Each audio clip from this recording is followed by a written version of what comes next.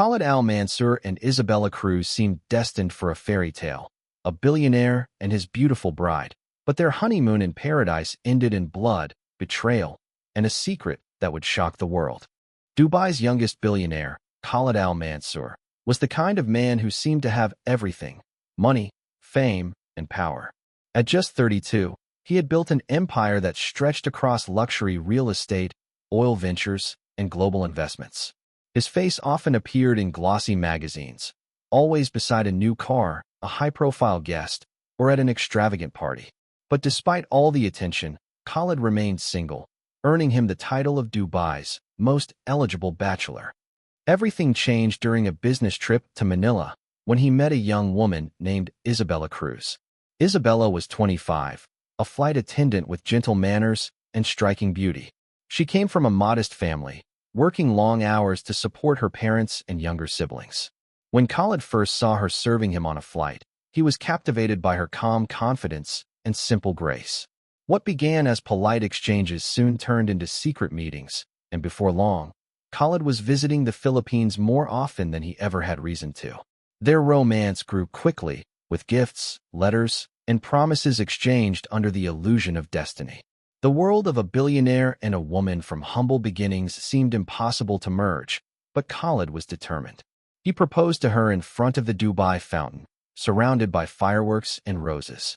The video went viral within hours, melting hearts across social media. Many called it a fairy tale come true, proof that love could bridge two completely different worlds. What no one knew was that this union would later unravel into one of the most disturbing crime stories in modern Dubai history. For now, the couple looked perfect, unaware of the storm that was slowly forming behind their picture-perfect smiles. The wedding of Khalid Al Mansoor and Isabella Cruz was unlike anything the city of Dubai had ever witnessed. Invitations made of gold foil were sent to some of the most influential people in the world: royalty, politicians, celebrities, and billionaires. The ceremony took place inside the Burj Al Arab, the world's most luxurious hotel, reserved entirely for their special day. Every surface shimmered with gold, crystal, and white orchids imported from Japan. The aisle was made of glass, revealing a layer of glowing lights beneath it that looked like stars. A private orchestra played live classical music while drones filmed the event from the air for a future documentary. Isabella walked down the aisle wearing a diamond-encrusted gown designed by a Parisian fashion house, rumored to cost over $500,000. Khalid, in his traditional white kandura paired with an Italian watch, looked every bit the powerful groom he was expected to be. The ceremony ended with a kiss under a shower of rose petals as the guests cheered, cameras flashed, and reporters filled their feeds with headlines calling it the wedding of the century. But even amid the grandeur, there were quiet undercurrents of tension. Khalid's mother avoided eye contact with the bride, and whispers circulated that the Al Mansoor family had doubts about Isabella's intentions. Some believed she married for wealth, not love. Still, Khalid seemed unbothered, proudly holding her hand and smiling for every camera. That night, as fireworks lit up the Dubai skyline, the couple toasted to a new beginning. Yet behind their shining smiles, unseen cracks were already forming, a clash between pride, culture, and secrets that would soon turn their dream wedding into the prelude of a tragedy no one saw coming.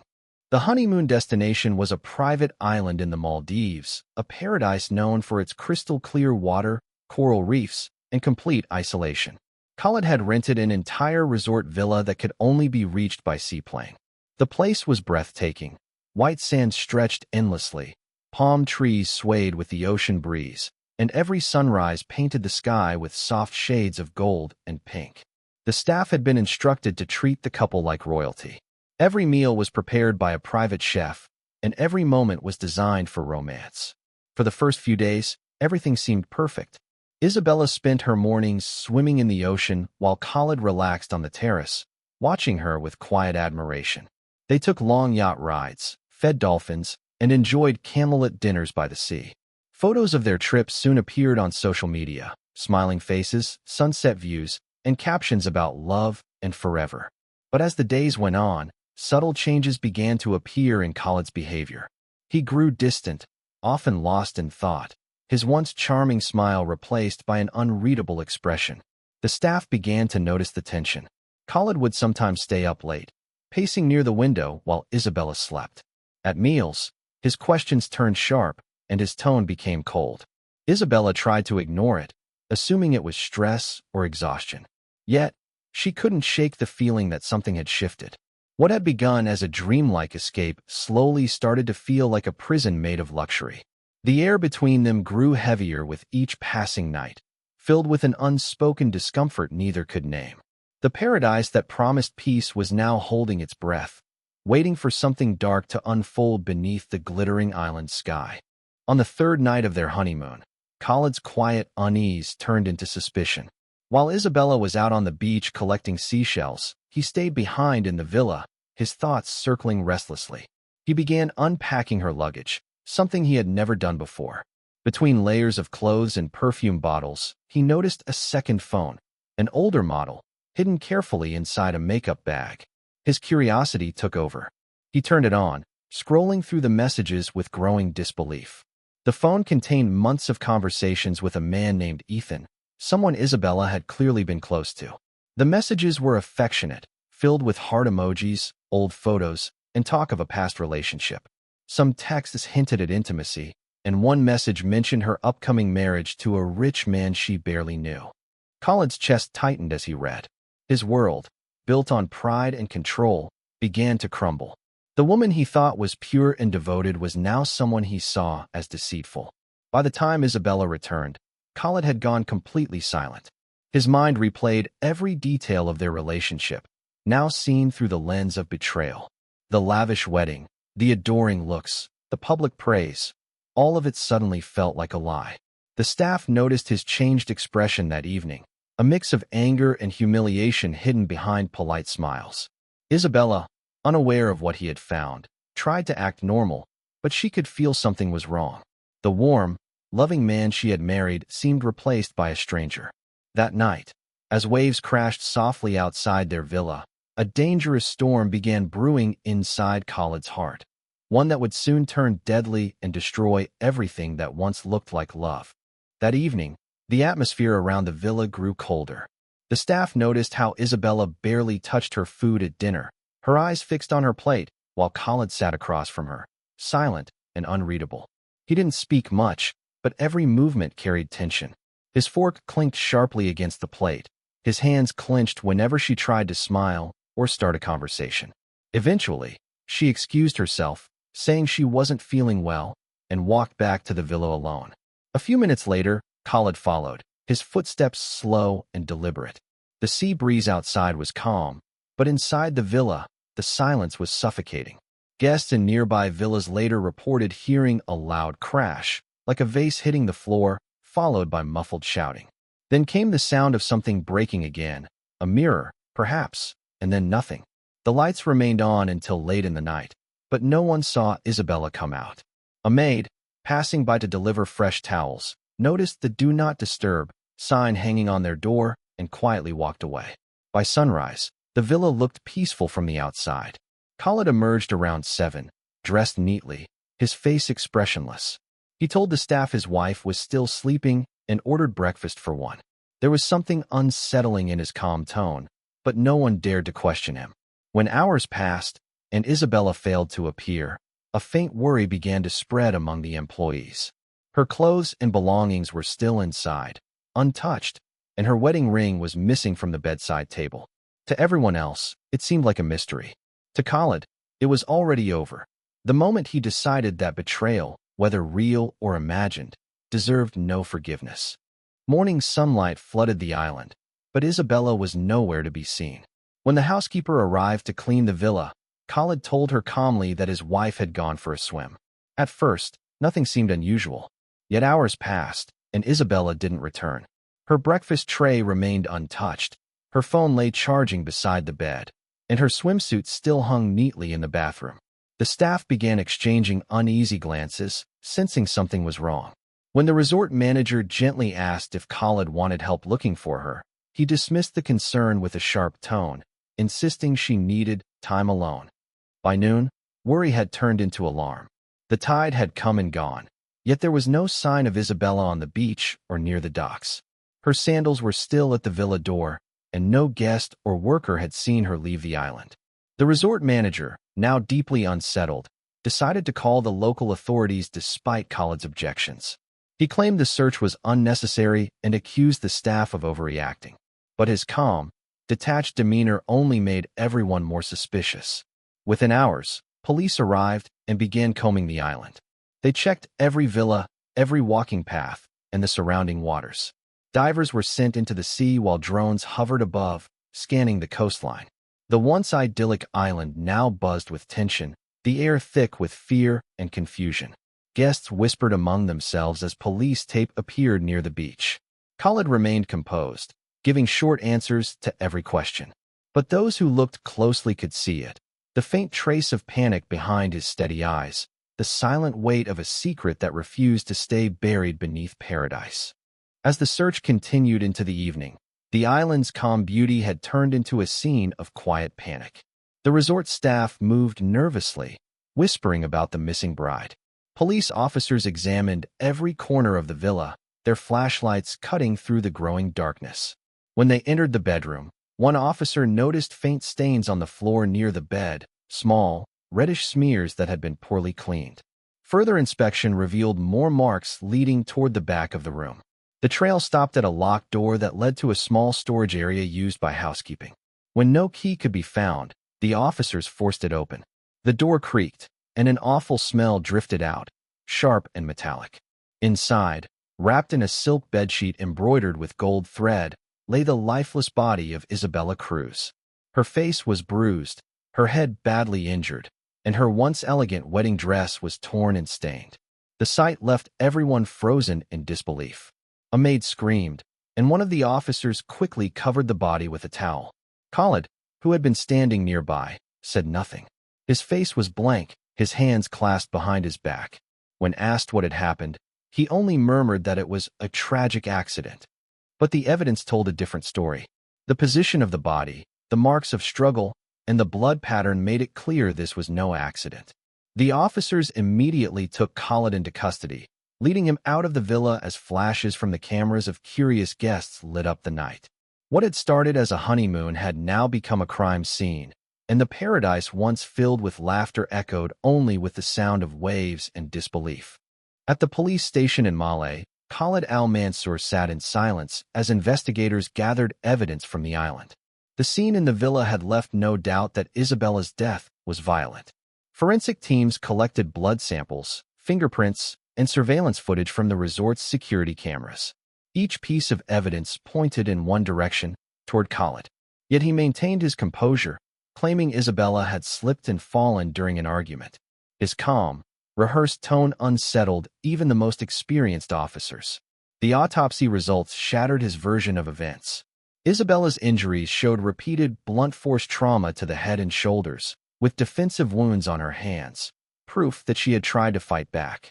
Her time of death aligned with the hours guests reported hearing shouting from the villa. When confronted with these findings, Khalid stayed emotionless, saying only that she had become hysterical, and he acted out of fear. Then came the footage. A security camera positioned along the private walkway leading to the villa captured Khalid dragging a heavy object wrapped in a sheet around midnight. The next morning, the same camera showed him calmly walking toward the dining area, alone. The moment the officers showed him the video, his face finally cracked. For the first time, he looked frightened.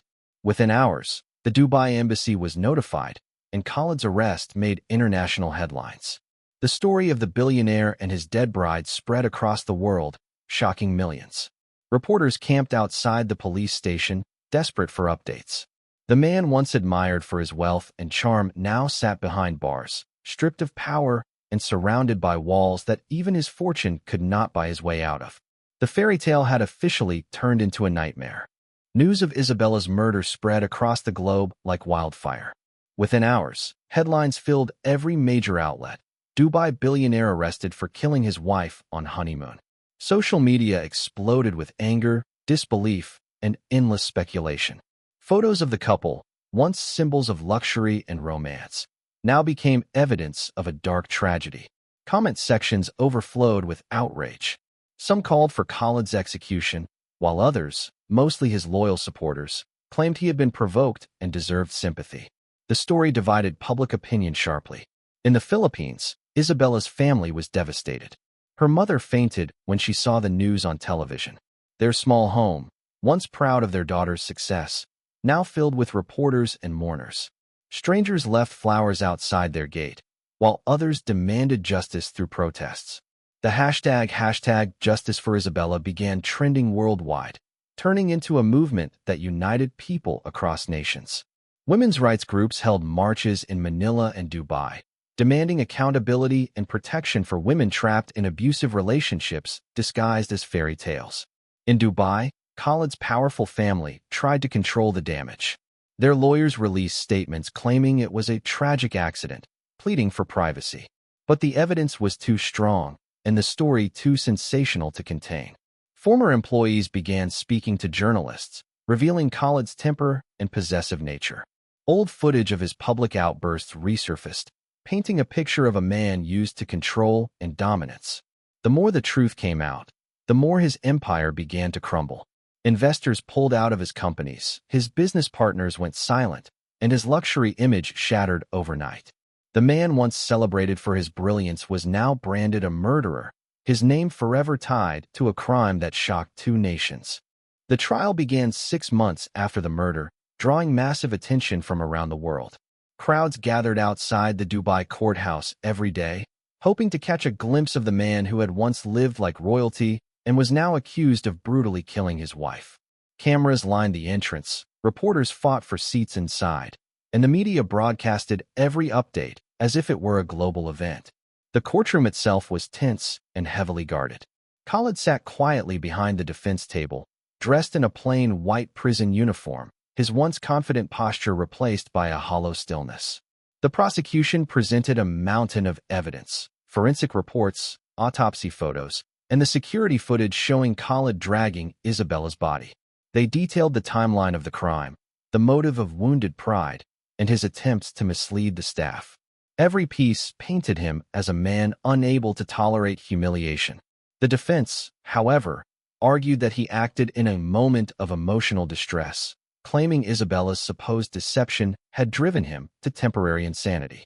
They insisted he hadn't planned the murder, asking the court for mercy. Witnesses testified one after another. Resort workers described hearing arguments and seeing Khalid's cold demeanor.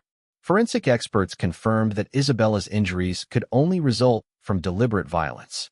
The most haunting moment came when Isabella's mother took the stand, holding her daughter's photo and pleading for justice.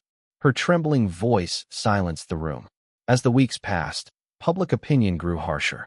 Outside the courthouse, protesters chanted Isabella's name, holding banners demanding a life sentence. Inside, Khalid remained unmoved, his expression unreadable. But the weight of evidence was impossible to deny. The world watched as the once celebrated billionaire's fate edged closer to an irreversible end. When the verdict day arrived, the courtroom was packed beyond capacity. Journalists from every continent filled the benches, their cameras ready, while television crews broadcasted the moment live. Khalid Al Mansoor stood between two guards, his face pale, his eyes fixed on the floor. The judge entered, and silence swept across the room. After months of hearings, arguments, and delays, everyone waited for the words that would define the rest of Khalid's life. The judge's tone was steady but heavy as he read the decision. Khalid was found guilty of murder and sentenced to 25 years in prison. A collective gasp filled the courtroom. Isabella's family broke down in tears, holding one another as reporters rushed to capture their reaction. Outside, the crowd erupted in mixed emotions. Some cheered, believing justice had finally been served, while others thought the sentence was too lenient for the brutality of the crime. Khalid remained expressionless, his shoulders tense, his once polished confidence replaced by quiet defeat. Within days, his empire began to collapse. Investors withdrew from his companies, and his family publicly distanced themselves, releasing statements condemning his actions. The luxurious brand that once carried his name was erased from billboards and offices across Dubai. He was transferred to Al Awar Central Prison, where he would live in isolation, stripped of privilege and power. Meanwhile, Isabella's body was flown back to the Philippines. Thousands attended her funeral, carrying white flowers and candles through the streets. Her mother's voice trembled as she thanked those who stood by them, her daughter's coffin surrounded by mourners and photographs of happier days. Though the verdict could never bring Isabella back, it ensured that her story and the injustice she suffered would never be forgotten. Years passed, but the memory of Isabella Cruz's murder never faded. The story continued to appear in documentaries, podcasts, and news specials, each retelling exposing new details and reigniting public outrage. The villa where she died remained closed, its doors sealed since the investigation. Locals on the island said the place felt cursed. Some workers claimed to hear faint footsteps at night or see flickering lights inside the locked room where her body had been found. Tourists began to avoid that side of the island, whispering that her spirit still lingered, trapped between the beauty of paradise and the horror of betrayal. Khalid Al Mansoor's life behind bars was a stark contrast to his former world of wealth and influence. In prison, he had no servants, no luxury, no freedom. Reports described him as withdrawn, spending most of his time alone, rarely speaking to anyone. Rumors spread that he often requested old newspapers just to read about the empire he once controlled, now dismantled, sold off piece by piece. His family's reputation never recovered, and the name Al Mansoor became a shadow of disgrace in Dubai's elite circles. In the Philippines, Isabella's story became a symbol of strength and warning. Her mother founded a small organization to support women in abusive or controlling relationships. Schools shared her story to teach young women about the dangers of blind trust and power imbalance. Every year, on the anniversary of her death, candles were lit by the beach where she once dreamed of love. What began as a fairy tale romance had ended in tragedy, but Isabella's name lived on, not as a victim of luxury, but as a reminder of how pride, deceit, and rage can destroy even the most beautiful illusions of love.